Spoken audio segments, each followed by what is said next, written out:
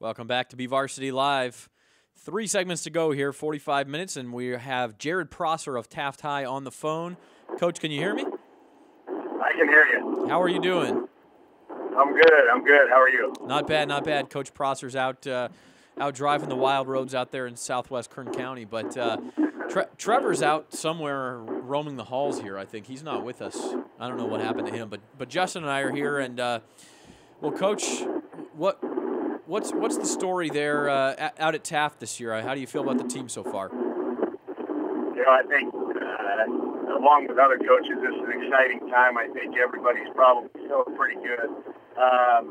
At Taft, it's a good group of kids that we have, and we've come up a little short on our expectations first couple of years since I've taken over, and I really feel that this group is kind of in tune with the expectations for not only the coaches, but they hold themselves accountable to a certain level. So it's an exciting group. It's a fun group to coach and be a part of, and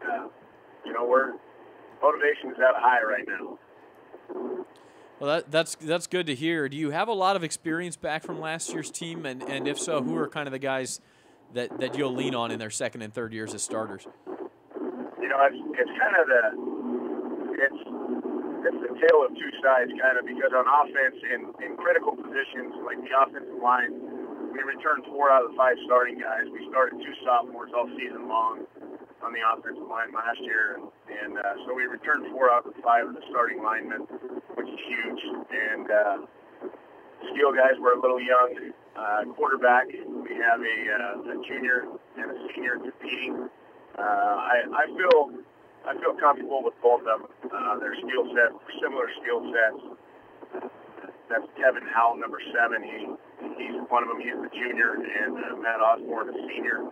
And then Joseph Sanchez, the tailback. He played fullback, and I believe he rushed for about 700 yards as a junior last year in the fullback position. He's just a good football player, so we'll rely on him. Another running back, Josh Saylor, who's a junior. He's a pretty talented kid, and so we should have pretty good balance to our offense, which is something we lacked last year. That I'm excited. Anytime you can get to a balanced set, it gives you a lot of opportunities. Defensively, we're going to be young. We were pretty good defensively last year, and it was the strength of our team. And we run with a 5 linebacker set, and we return 1 out of the 5 linebackers. Wow. So, like I said, it's kind of the tale of two sides. We do have a 3-year starter at nose. He started at varsity. That's Ethan Trejo. Since he was a sophomore, he'll be a senior. He returning D tackle. So we've got some experience up front, but some young guys I've got to learn pretty quick on the fly at that linebacker position. But they've made great progress throughout the summer at the start of the year. Back in 2006, 2007, under Steve Sprague, Taft won a D4 section title in 2007. And, man, they grow them big out there. When you have that offensive line back, you can really anchor your whole team around that, it seems like. Is that the case this year? Yeah. We, if we won football games on a weigh-in, we would be in the contention every week. We have some wide bodies, and so we're going to rely on those guys a little bit, and they've got good work ethic to go with it, which is huge, because sometimes life is a little tough on those big guys getting them moving around, and I'm putting a lot on them on my expectations on what I need from them. I need them to be more than just road graders, so they've been working hard. That's good. Coach, this is Justin Roberts. There's a little argument. This is a little off topic in here. Trevor Horn, the new prep sports writer, is a little arguing with Louis Amistoy about what they call offensive linemen. Trevor likes to call them big uglies, and Louis is giving him a hard time about that. What do you call your offensive linemen? You know what? I think big uglies is a pretty good term. I win. Thank you, Jarudd. I appreciate that. This is Trevor Horn. I think it depends on the team, but I think Big Ugly fits pretty well. But those guys know we love them. Yeah, no, it's definitely a term of affection. Let's throw Taft's schedule up there and just take a look at what you guys have coming up. And we had Eric Smith of Golden Valley in just about half an hour ago, and that's who you open up with. You get him out there. You guys have had some battles in season openers the last couple of years. I really like that as an opening game, and really your whole non-league schedule makes a lot of sense. You play Highland, North, we have a typo in there, but it's North, Miramonte, and Arvin. I mean, well, Arvin to start league play. These are types of schools where you're going to sort of find out what you've got, and you've got a good chance at winning as well. Yeah.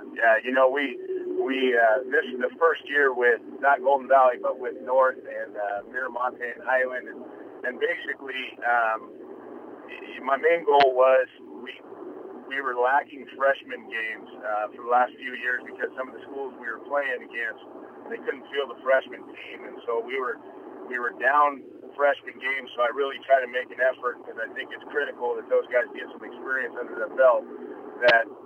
Let's look for some bigger schools that we can hopefully compete with, and so that's what we were able to find. And you do run the risk of running into a pretty good bigger school, but we felt that we were at a level where we should compete, and so we're excited about the challenges ahead of us. You know, Coach Brown does a great job at North High. He's got those guys going pretty good. Coach Smith always does a pretty good job with those guys. We do have some battles, and then I know that Miramonte has a new coach, and Highland has a new coach, so I'm looking forward to it. Yeah, and then you get into SSL play, of course, and there's never an easy game in the SSL. We've seen the way that league goes, and Arvin, Cesar Chavez, and Shafter to open league play. Those will all be battles.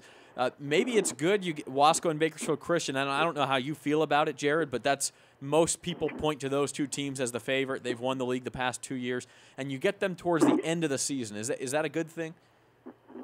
Well, hey, you got to play them sometime, and I think that it's always fun to go against those teams because it's such a challenge. You know, those guys, Coach Prado, Coach Ferrucci do a great job, and those guys have got those guys believing, going in the right direction, and so it's always a challenge, and it could be something special if we take care of business on our end. You know, it could make those games pretty big, and that could be a fun thing. Yeah, no doubt about that. Well, Coach, thanks for joining us. I know it's a tough time to fit in some time, especially with how far away you are, and so we're glad we could get you on the phone. And good luck this year. Hey, thanks a lot for having us and thinking about us out there in Taft, man. All right, that's Jarudd Prosser of Taft. We wish him the best of luck this year. They open up with Golden Valley at home in a couple of weeks here. While we have a couple of minutes, Casey, let's throw up the next 5 of our top 25, Central Section top 25. 11 through 15. 11 through 15, brought to you by the CentralValleyRecruit.com site. Check them out for all the recruiting information here in the Central Valley, from here up to Fresno and parts north. This is an interesting part of our top 25. You start with Dinuba, and we might be underrating the Emperors. They move up to Division II with Ridgeview and Independence. They beat Ridgeview. They beat the pants off of Ridgeview in the D3 title game last year. Now, the year before, it was the other way around. Ridgeview really dominated Dinuba. And then I'll package them with Mission Oak, because Mission Oak was the favorite all year long in D4 last year until Bakersfield Christian went up there and beat them in a great game, and they get to move up to D3 with BCHS and with Wasco. It's possible both of those teams are underrated. Right now, I think it's just a crapshoot with what we're doing here. It really is. I mean, we really don't know that much. I mean, we know what's coming back. We've talked to coaches. We understand what's coming back. But until these guys get on the field, we're just, kind of speculating here and having some fun with it and kind of seeing, where we think these teams are going to go. But that's the great thing about Friday nights, is that's where we're going to get the information, is when they actually strap it on and play against each other. But you go anything in the top 20 in the Central section, you're going to have good football teams. And I think that's what we're seeing here, is that we're seeing quality teams like Centennial at 11, or at 12, I apologize, and then Frontier at 13. If we're looking at our local teams, I mean, Frontier, that's a team that's, like we said, is huge. Pretty good, and they could be better than that too. I think we really are sort of throwing darts at this point. I think if they're in the top 20, we're pretty confident they're going to be a good team. Yes. How you rank them once we get into the top 20. Show that graphic again. Look, it's going to dramatically change by September 10th. I'm going to refute all of this. This top 20 will be completely wrong. I think, but Centennial brings an awful lot back. I think Gramps wants to talk. I think Frontier and Centennial are rated a little low in this. They're ranked low? Yeah, I think that they should be ranked higher. You think they could be in the top 10? Well, I think You know, it's really hard too, especially when you get D3 teams like this, D3 team like Mission Oak, to compare them against a couple of D1 teams and a Right. D2 team when their schedules are so vastly different. Right. And Well, like you said, throwing darts, man, we're just hoping to get lucky. Although in Mission Oak's case, they play in the same league as Tulare Union, which is Sure, D1 yeah. team, and they beat them handily last year. I believe they beat Dinuba last year, so we know they're good. Again, and El Diamante is kind of a mystery school to me too. But that's an argument that we're going to obviously see after at 6:45 when we reveal the top 10. Is that same question that Jason just brought up? Is how do you compare a D1 team and a D1 schedule versus a D3 or D4?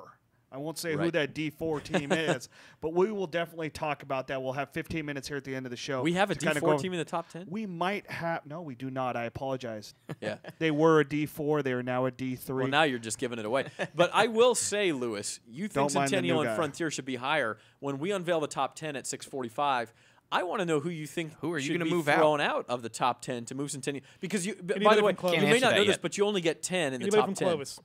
Okay, anybody from Clovis. Yeah, you homer. Yep. Okay, we'll be right back. We have one coach left, saving the best for last. Arvin, Edgar Mares, coming up next on BVarsity Live. We'll be back in 3 minutes.